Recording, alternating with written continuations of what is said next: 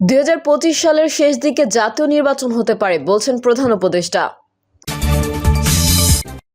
BDR হত্যাকাণ্ডের তদন্ত নিয়ে যা জানালেন আসিফ নজরুল। মোবাইলে চার্জ দেওয়া নিয়ে দ্বন্দ্ব, সংঘর্ষে আহত অর্ধশতাধিক। এবং সর্বশেষ জানাবো, জামায়াতের একজন নেতাও মানবতা বিরোধী অপরাধ করেননি বলছেন ডক্টর মাসুদ। এতক্ষণ শুনছিলেন সংবাদ শিরোনাম, এবারে বিস্তারিত। তবে তার আগে অনুরোধ থাকবে আমাদের চ্যানেলটি সাবস্ক্রাইব করে বেল আইকনটি ক্লিক করুন। ২০২৫ সালের শেষ দিকে জাতীয় নির্বাচন হতে পারে বলছেন প্রধান উপদেষ্টা। আগামী বছর ২০২৫ সালের শেষের দিকে জাতীয় নির্বাচন হতে পারে বলে জানিয়েছেন অন্তর্বর্তীকালীন সরকারের প্রধান উপদেষ্টা ডক্টর মোহাম্মদ ইউনূস। আর যদি এর সঙ্গে নির্বাচন প্রক্রিয়া এবং নির্বাচন সংস্কার কমিশনের সুপারিশের পরিপ্রেক্ষিতে এবং জাতীয় ঐকমত্যের ভিত্তিতে প্রত্যাশিত মাত্রার সংস্কার যোগ করি, তাহলে অন্তত আরও ৬ মাস অতিরিক্ত সময় লাগতে পারে। মহান বিজয় দিবস উপলক্ষে জাতির উদ্দেশ্যে দেওয়া ভাষণে এমন আশাবাদ ব্যক্ত করেন অন্তর্বর্তীকালীন সরকারের প্রধান উপদেষ্টা ডক্টর মোহাম্মদ ইউনূস। জাতীয় উদ্দেশ্যে ডক্টর মোহাম্মদ ইউনূস বলেন, এখন থেকে সবাই মিলে এমন একটা ঐতিহ্য সৃষ্টি করতে পারি যে স্থানীয় নির্বাচন সহ সকল নির্বাচনে সকল কেন্দ্রে প্রথমবারের ভোটাররা ১০০% কাছাকাছি সংখ্যায় ভোটদান নিশ্চিত করবে। এটা নিশ্চিত করতে পারলে ভবিষ্যতে কোনো সরকার মানুষের ভোটাধিকার কেড়ে নেওয়ার সাহস করতে পারবে না। ভাষণে ডক্টর ইউনূস বলেন, আমাদের সংস্কারের যে আকাঙ্ক্ষা সেটি বাস্তবায়নে প্রতিটি কমিশনই আমাদের জন্য গুরুত্বপূর্ণ। তবে নির্বাচন ব্যবস্থা সংস্কার ও সংবিধান সংস্কার কমিশনের কথা আমি একটু আলাদাভাবেই বলতে চাই, কেননা এই দুটি কমিশনের সুপারিশের উপর প্রধানত নির্ভর করছে আমাদের আগামী নির্বাচন প্রস্তুতি ও তারিখ। প্রধান উপদেষ্টা বলেন, এই প্রসঙ্গে বড় খবর হলো প্রধান নির্বাচন কমিশনার সহ নির্বাচন কমিশন গঠন করা হয়ে গেছে। কমিশন দায়িত্ব গ্রহণ করেছে। এখন থেকে তাদের হাতে দায়িত্ব ন্যস্ত হলো ভবিষ্যৎ সরকার গঠন করার প্রক্রিয়া শুরু করার। তারা তাদের প্রস্তুতির কাজ শুরু করেছেন। তাদের হাতে অনেক বড় কাজ। ডক্টর ইউনূস বলেন, প্রথমে সবচেয়ে বড় কাজ ভোটার তালিকা হালনাগাদ করা। এটা এমনিতেই কঠিন কাজ। এখন কাজটা আরো কঠিন হলো এই জন্য যে গত ৩টা নির্বাচনে ভোটারদের অংশগ্রহণ করার সুযোগ ছিল না। ভোটার তালিকা যাচাই করার সুযোগ হয়নি কারোর। গত ১৫ বছরে যারা ভোটার হওয়ার যোগ্য হয়েছেন তাদের সবার নাম ভোটার তালিকায় তোলা নিশ্চিত করতে হবে। এটা একটা বড় কাজ। ছাত্র জনতার অভ্যুত্থানের পর এখানে গলদ রাখার কোনো সুযোগ নেই। দীর্ঘদিন পর এবার বহু তরুণ তরুণী জীবনে প্রথমবারের মতো ভোট দেবে। অতীতে তাদেরকে সেই অধিকার এবং আনন্দ থেকে বঞ্চিত করা হয়েছিল।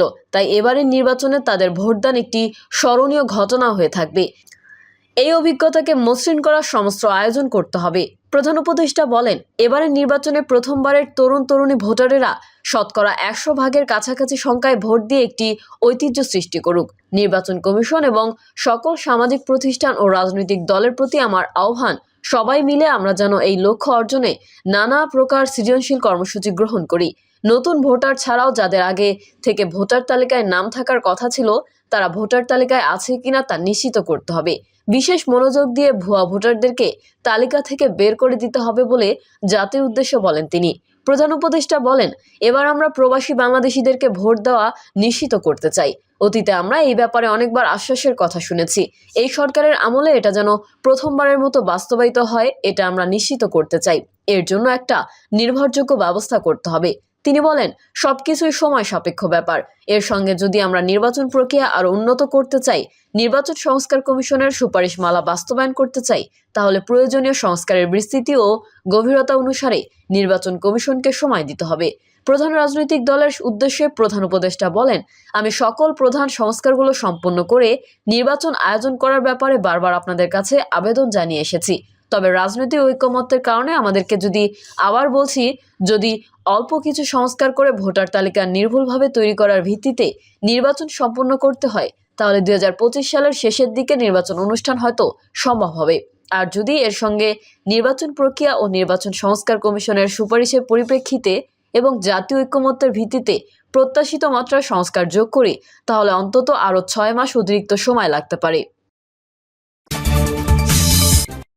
বিডিআর হত্যাকাণ্ডের তদন্ত নিয়ে যা জানালেন আসিফ নজরুল। ২০০৯ সালে রাজধানীর পিলখানায় বিডিআর হত্যাকাণ্ডের প্রকৃত কারণ উদ্ঘাটনে কমিশন গঠন করার কথা বলেছিল অন্তর্বর্তী সরকার।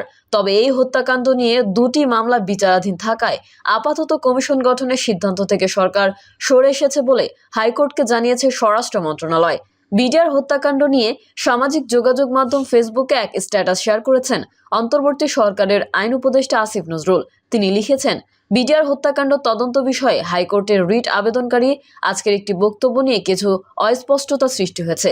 প্রকৃত তথ্য হচ্ছে, সম্প্রতি দায়ের করা রিট মামলায় হাইকোর্ট স্বরাষ্ট্র মন্ত্রণালয়কে একটি তদন্ত কমিটি গঠনের আদেশ দেন। স্বরাষ্ট্র মন্ত্রণালয় উক্ত কমিটি গঠন করার বিষয়ে আইন মন্ত্রণালয়ের মতামত চায়। আইন মন্ত্রণালয় হাইকোর্ট বিভাগের আদেশের ব্যত্যয় ঘটানোর সুযোগ নেই এই মর্মে ৩রা ডিসেম্বর মতামত প্রদান করে। অর্থাৎ উক্ত কমিটি গঠনের পক্ষে আইন মন্ত্রণালয় মতামত প্রদান করে। এরপর স্বরাষ্ট্র মন্ত্রণালয়ের একটি স্মারকে আপাতত এই কমিটি গঠন করা সম্ভব নয় বলে জানানো হয়। তিনি আরও লিখেছেন, এতে আইন মন্ত্রণালয়ের কোনো মতামতের উল্লেখ করা হয়নি। এ ধরনের কমিটি গঠন করার এখতিয়ার স্বরাষ্ট্র মন্ত্রণালয়ের, হাইকোর্টের আদেশ অনুসারেও এটি করার কথা স্বরাষ্ট্র মন্ত্রণালয়ের।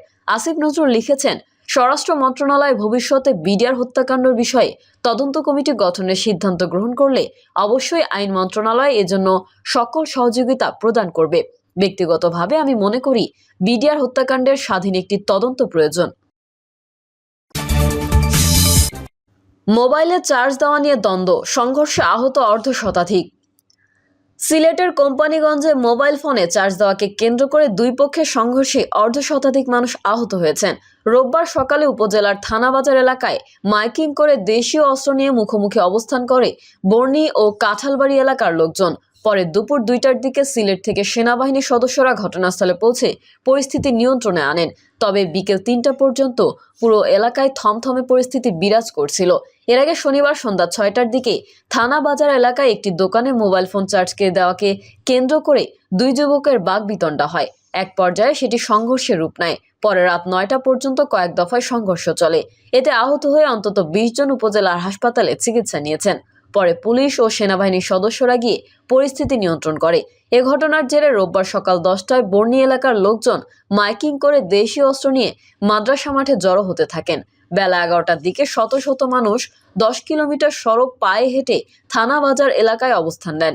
অপরদিকে থানাবাজার এলাকায় দেশীয় অস্ত্র নিয়ে অবস্থান নেয় কাঁঠালবাড়ির লোকজন। দুপুর 2টা পর্যন্ত দফায় দফায় সংঘর্ষে জড়ায় দুই পক্ষে। এতে থানাবাজার বিভিন্ন দোকানপাট ভাঙচুর ও আগুন দেওয়া হয়। পরিস্থিতি নিয়ন্ত্রণে পুলিশ বারবার চেষ্টা করেও সংঘর্ষ থামাতে ব্যর্থ হয়। পরে দুপুর 2টায় সিলেট থেকে সেনা সদস্যরা উপস্থিত হয়ে পরিস্থিতি নিয়ন্ত্রণে আনে। তবে বিকাল 3টা পর্যন্ত এলাকায় থমথমে অবস্থা বিরাজ করছিল। জামায়াতের একজন নেতা মানবতা বিরোধী অপরাধ করেননি বলছেন ডক্টর মাসুদ। শেখ হাসিনা মানবতা বিরোধী অপরাধের সাজানো মামলায় জামায়াত নেতাদের হত্যা করেছেন। আজ শেখ হাসিনা নিজেই গণহত্যা চালিয়ে মানবতা বিরোধী অপরাধে প্রকৃত আসামি। জামাত ইসলামীর একজন নেতাকর্মীও মানবতা বিরোধী অপরাধ করেননি। ডক্টর মাসুদ বলেন, স্বাধীনতার 53 বছর পরেও বাংলাদেশ আলোর পথ পায়নি। অন্ধকার জগৎ থেকে বাংলাদেশকে বের করে আলোর জগতে নিতে হলে ইসলামী রাষ্ট্র প্রতিষ্ঠা করতে হবে। বাংলাদেশ জামায়াত ইসলামী আলোকিত বাংলাদেশ গড়তে ইসলামী রাষ্ট্র প্রতিষ্ঠার আন্দোলন করে আসে। ডক্টর মাসুদ আরও বলেন, একজন বিবেকবান আইনজীবী কি বলতে পারবেন মানুষের তৈরি আইনের ন্যায় বিচার হয় বা হয়েছে? যদি ন্যায় বিচার হতো তাহলে জামায়াত ইসলামী নেতাদের বিরুদ্ধে ভারতের পরামর্শে শেখ হাসিনার সাজানো মামলায় সবাই মুক্ত পেত। কেন সাক্ষীদের আদালতে সাক্ষ্য দিতে দেওয়া হয়নি? কেন আদালত থেকে সাক্ষীকে গুম করে নিয়ে যেতে হলো? এর কারণ ন্যায় বিচার ছিল না। জামায়াতের এই নেতা বলেন, জামায়াত ইসলামী স্বাধীনতা বিরোধী নয়, জামায়াত ইসলামী মর্যাদাশীল স্বাধীনতার পক্ষে। বাংলাদেশের স্বাধীনতাকে ভারত যদি বিশ্বাস করত তাহলে তারা আমাদের সার্বভৌমত্বে আঘাত হানত না। প্রিয় দর্শক, এই ছিল এখনকার সর্বশেষ সংবাদ। আপডেট সহ সংবাদ পেতে চ্যানেলটি সাবস্ক্রাইব করে বেল আইকনটি ক্লিক করুন। কমেন্টে আপনার মতামত জানিয়ে আমাদের সাথেই থাকুন। ধন্যবাদ সবাইকে। আল্লাহ হাফেজ।